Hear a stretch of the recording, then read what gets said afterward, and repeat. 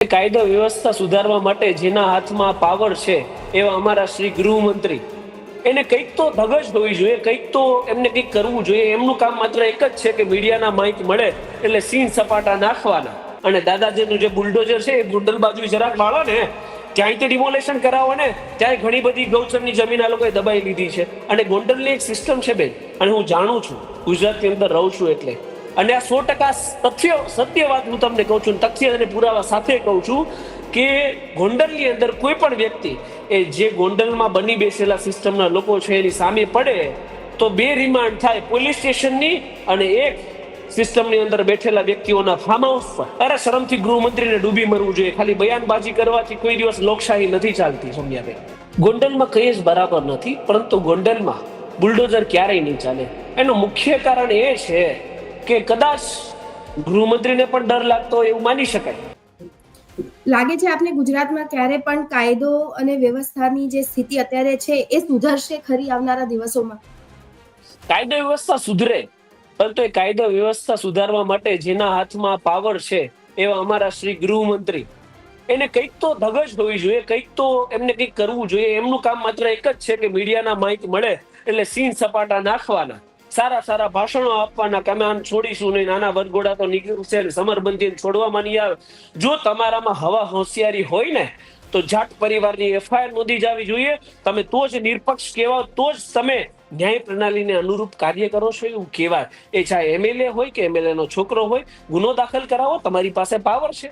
તમે તપાસ કરાવો, એસઆઈટી ની રચના કરાવો અને દાદાજીનું જે બુલડોઝર છે એ ગુંડલ બાજુ જરાક વાળો ને ત્યાંથી ડિમોલેશન કરાવો ને ત્યાં ઘણી બધી ગૌચરની જમીન આ લોકોએ દબાઈ લીધી છે. અને ગોંડલની એક સિસ્ટમ છે બેન, અને હું જાણું છું, ગુજરાતની અંદર રહું છું એટલે.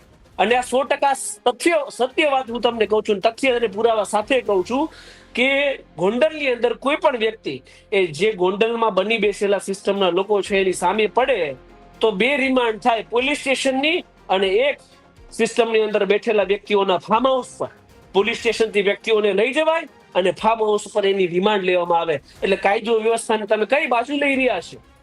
આ કઈ રાજાશાહી છે? આ લોકતંત્ર છે. લોકતંત્રની અંદર દરેક વ્યક્તિને ન્યાય પ્રણાલીની ઉપર આશા રાખવાનો એક અધિકાર છે કે અમને ન્યાય મળશે. તો આવો ન્યાય તમે આપી રહ્યા છો ગુજરાતના લોકોની અંદર. અરે શરમથી ગૃહમંત્રીને ડૂબી મરવું જોઈએ. ખાલી બયાનબાજી કરવાથી કોઈ દિવસ લોકશાહી નથી ચાલતી. સમજ્યા? બુલડોઝરની આપે વાત કરી, બુલડોઝરનું ટ્રેન્ડ અત્યારે ગુજરાતમાં બહુ જ ચાલી રહ્યું છે.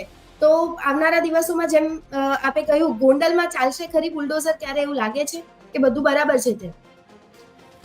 ગોંડલમાં કઈ જ બરાબર નથી, પરંતુ ગોંડલમાં બુલડોઝર ક્યારેય નહીં ચાલે.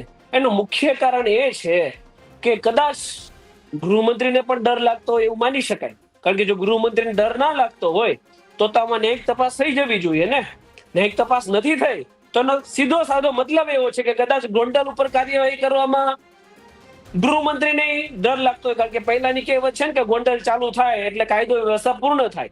તો આમાં ગૃહમંત્રીએ એવું પ્રસ્થાપિત કરીને બતાવવું જોઈએ કે હું જે મીડિયા સમક્ષ ફાકા ફોજદારી કરું છું એ ફાકા ફોજદારી નહીં, પરંતુ સત્ય હકીકત છે. સત્ય હકીકત શું છે કે બુલડોઝર હું ગોંડલમાં પણ ચલાવું છું.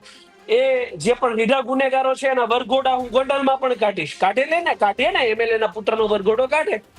8 ગુનાઓ છે. ઓલી જે હમણાં 100 કલાકમાં એક યાદી બનાવવાની વાત થઈ હતી ને રીઢા ગુનેગારોની, તો યાદીમાં એમએલએ ના પુત્રનું નામ નાખી દે તો કહેવાય કે હા તમે મર્દના દીકરા છો, તમે હકીકતમાં ગૃહમંત્રી કહેવાને લાયક છો. કારણ કે તમે હરેક વ્યક્તિ માટે સમાન ન્યાય કરો છો. આ પેલી એક શપથ વિધિ થાય ને મંત્રી બને ત્યારે કોઈ પણ વ્યક્તિ, એ ખાલી ડેકોરેશન માટે ના થાય કે હું બંધારણને અનુરૂપ હરેક વ્યક્તિ માટે જાતિ જ્ઞાતિથી ઉપર જઈ અને સમાન ન્યાય કરીશ એવો હરેક મંત્રી શપથ લે. તો આ શપથ નિભાવવાનો સમય છે. તમે નિભાવીને બતાવો કે ભાઈ ગોંડલની અંદર જ કાયદો વ્યવસ્થા છે એ વેલ એસ્ટાબ્લિશ કરીને અમે રાખી છે.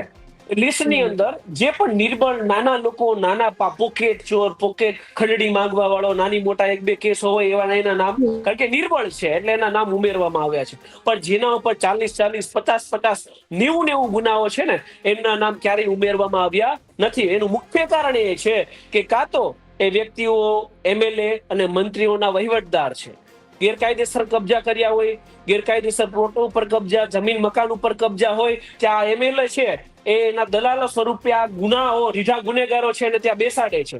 ઉઘરાણી પતાવવા માટે તેમને ત્યાં બેસાડે છે. તો આ મળતિયાઓ કોના છે? તો કે મંત્રીઓના અને વિધાયકોના, તો એ હંમેશા આ લોકોનો બચાવ કરતા આવ્યા છે.